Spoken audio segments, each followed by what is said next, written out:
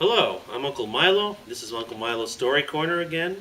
And again, I have another treat for you. The third book by my friend Ramon Cassinari, The Cooperstown Caboose, Final Jump, Hijacked.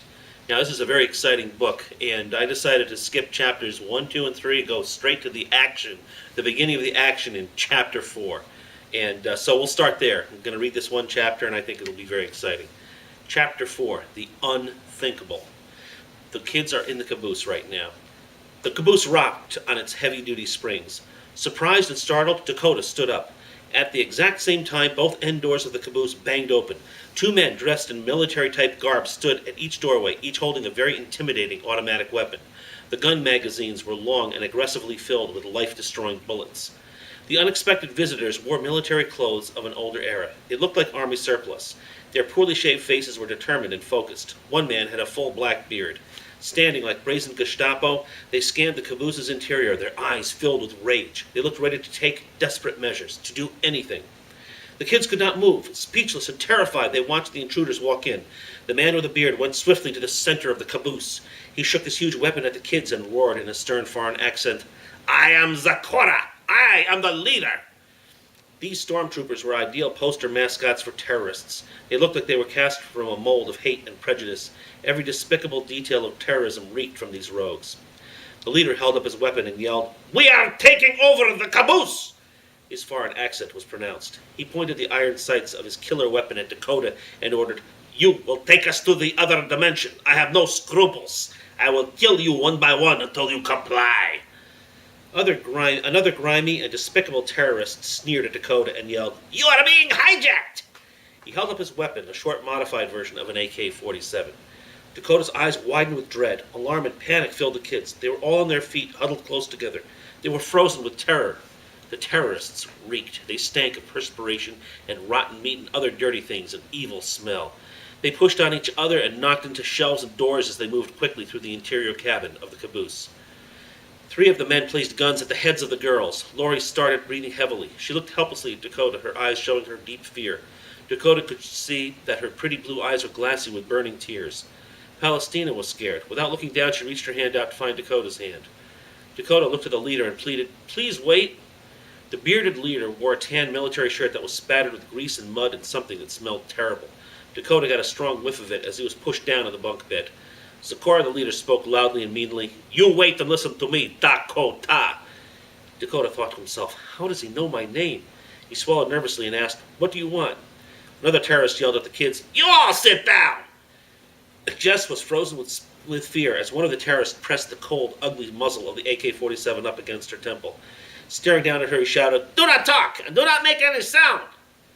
Big tears filled her eyes as she stared straight ahead. Her cute ponytail vibrated as she shook and trembled with fear.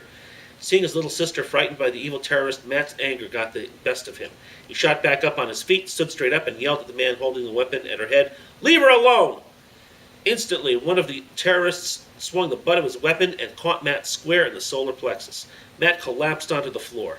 Lori gasped. Through the tears in her eyes, she saw Matt on his hands and knees gasping for air. He coughed up a mixture of saliva and blood onto the caboose's wooden floor. The leader grinned evilly at the sight, pleased at the handiwork of his thuggish compatriots. Cowboy's fists clenched. He gave the terrorist leader the look of a Texas rattler about to strike. The leader then yelled, "Enough!"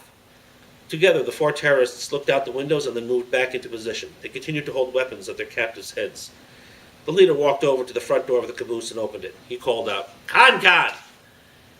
Three more grubby terrorists, all heavily armed and ready for action, stood outside on the front landing of the caboose. One of them, short and very fat, answered the leader.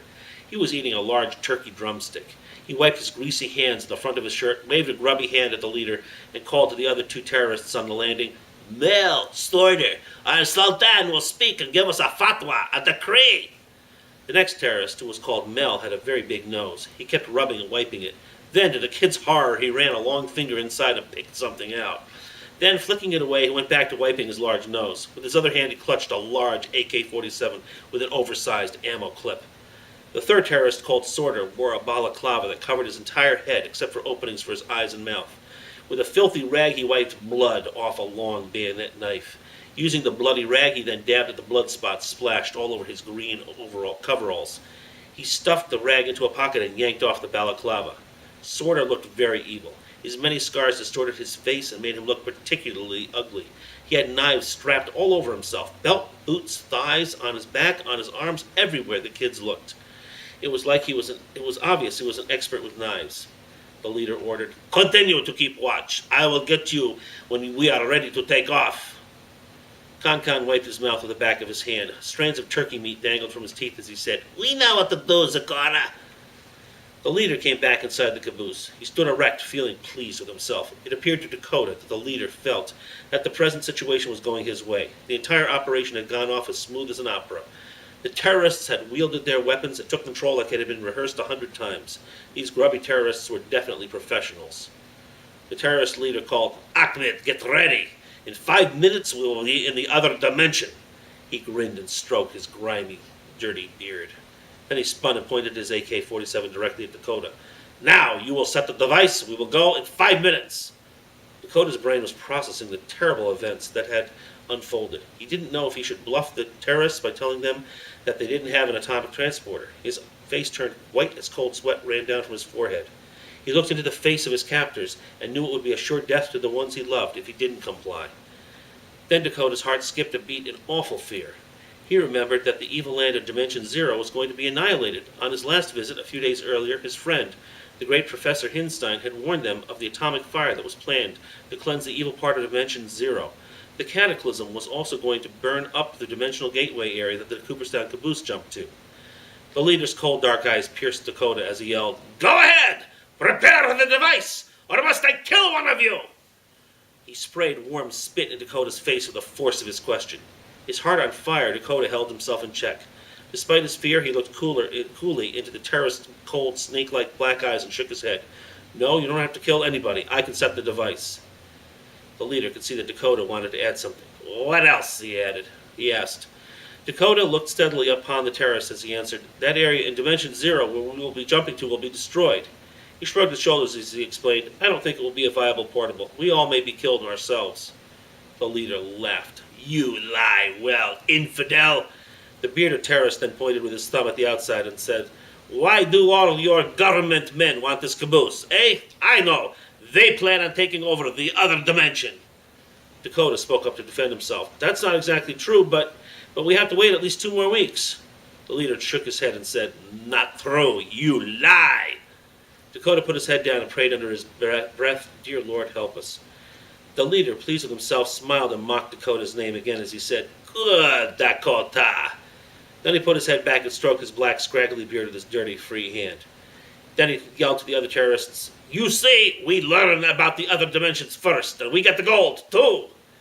Dakota thought to himself, "Is this what this is all about? Gold? Dimension jumping and the metallic element, atomic number 79, gold?" A chill ran up his spine. How did they come to have so much information, he wondered. The 4 terrorists inside the caboose gave out a hooray and chanted something. Then they quieted down and got back to the evil business of hijacking. The leader grasped his weapon tightly and aimed the barrel of the AK-47 at Dakota's head. He pushed the muzzle up hard against Dakota's forehead. "Make it happen," he ordered. When he pulled the weapon away from Dakota's head, the cold steel muzzle left a small indented circular red mark. The trademark of the terrorist remained in the center of Dakota's forehead. Dakota stood up and glanced out the window toward his house. He pointed and said, "It's hidden in the house. I have to get it." The leader quipped, "What's in the house?" He then looked at the other terrorists. Their evil eyes met. Without speaking, they knew what it was. Dakota replied, "The atomic transporter." All the evil terrorists smiled devious smiles when they heard the word atomic.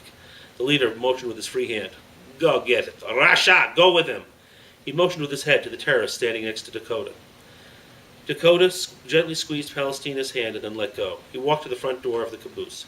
Escorting him was a jittery, neurotic terrorist chaperone who kept his weapon pointed at the back of Dakota's head. They left the caboose to retrieve the hidden atomic transporter. The others in the caboose sat quietly and waited, scared and frightened. And that's the end of Chapter 4. Okay, if you want to read more about this book, about how the terrorists took over and about their travels in the next dimension, you'll have to buy the book. It's available on Amazon and Barnes & Noble, and also available for electronic download. And now, this is Uncle Milo saying thank you for listening, and the next episode will be How the Rhinoceros Got His Skin.